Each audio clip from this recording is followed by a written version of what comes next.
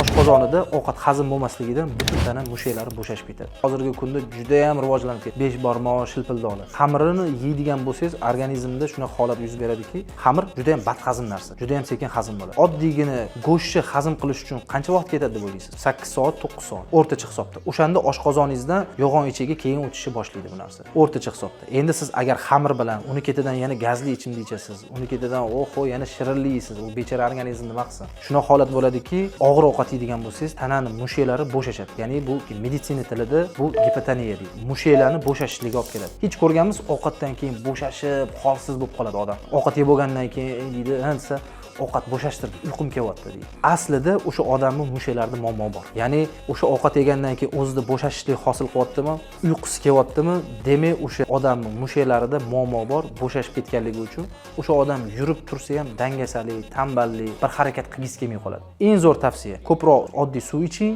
xamirli, gazli narsalarni to'xtating bo'ldi. Bu libo yoshdagi odamlarga ketaveradi. Agar sizda ham yuqoridagi muammolar bo'ladigan bo'lsa, pastdagi raqamlarga qo'ng'iroq qilib, to'liqroq ma'lumot olishingiz mumkin.